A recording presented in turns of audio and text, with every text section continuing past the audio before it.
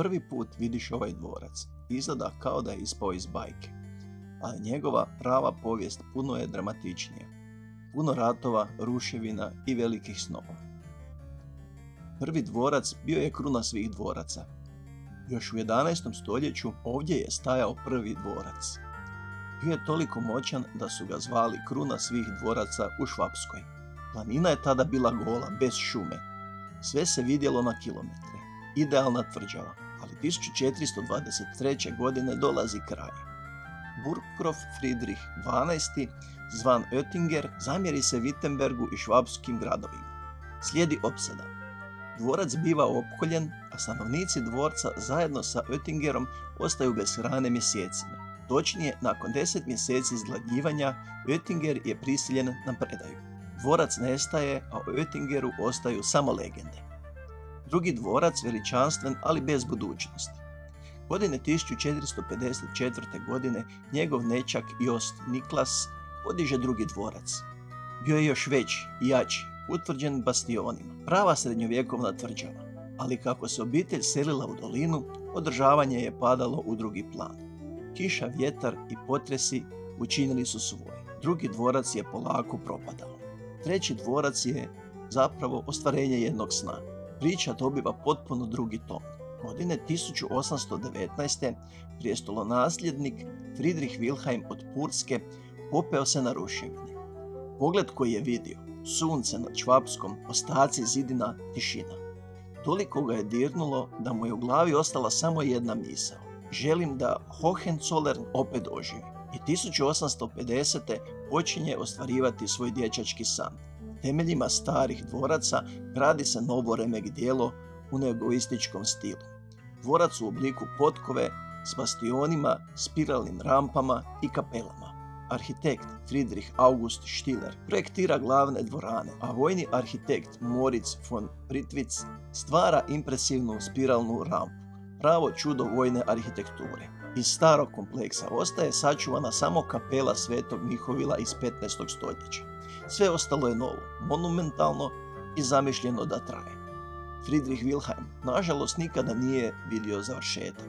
Umro je 1861. godine. Njegov brat, kralj Wilhelm I, svečano je otvorio dvorac 3. listopada 1867. godine.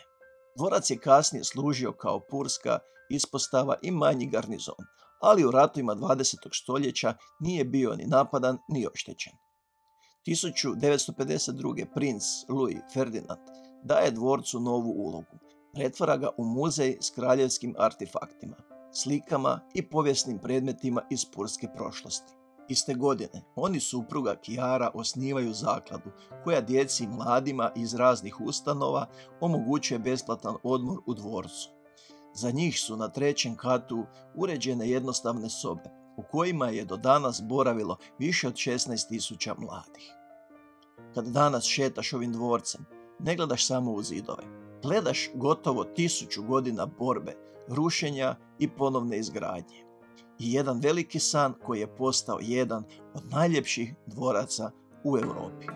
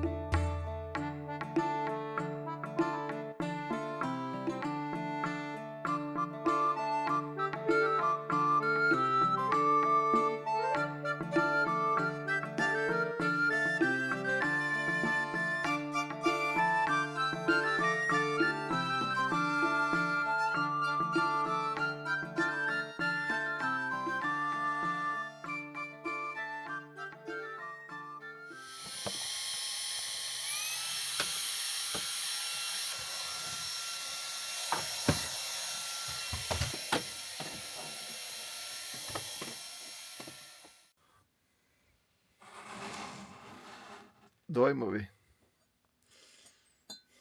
Predivno. Koji ti je bio najgori dio za početak, da pitam? Uspon. Ali preživjeli. Uz Božju pomoć. 5 put sam se Bogu pomolila do gore. I evo nas na povratku. Vratili smo se iz Hohenzollerna, dvorca u kojem su kraljevi kraljevali. Ima još muzej, dio koji unutra nismo prolazili, ali nekom drugom prilikom. Vjerovatno, ali drugi put ćemo planirati po noći. Treba doći jednom i po noći. Uglavnom mi svašta smo vidjeli uz put i već puno mjesta i uvijek kažemo da ćemo drugi put ovo, ono, ne znam kad ćemo za života obići to sve. Uglavnom počeli smo evo kupovati suvenire i rekao sam da moramo, pošto stalno negdje idemo, da počnemo kupovati nešto što ćemo stavljati u kamper negdje. Pa je tako, recimo, ovo će biti uspomena, kamperska vožnja. Ja sam sebi uzeo jednu kraljevsku čašu, ovu nekakvu. Tu su i ti nekakvi vitezi, kraljevi ili šta li su već. Izgledam jako, onako, šta bi se reklo, moćno. Kaže Melita, pa nećeš piti s toga, pa najbolje da neću. Recimo ovdje u točici crno vino, neko skupo, na primjer i popit, ne bi bilo loše. Inače košta, ajde već kad vidimo cijenu, 17 eura i nešto, 17,95, 18 eura. Mislim, ispravka, ja sam ti kupila. Melita mi je kupila ispravak netočnog navoda. Melita mi je kupila. Ovo je za Melitinu mamu, ovo je punica, evo stiže vam jedan magnet, pošto vi to skupljate na svom frižideru. Imamo i raznice, više radi slike nego razglednice. Tako da, eto, par stvari, sitnica. Stvarno mističan, prekrasan dvorac. Ima se šta vidjeti. Lijepo je otići gore, zanimljivo je jako. Kava, odmor, pa ćemo onda dalje. Idemo do Bodensea, to je naš sljedeći smjer za ovaj vikend.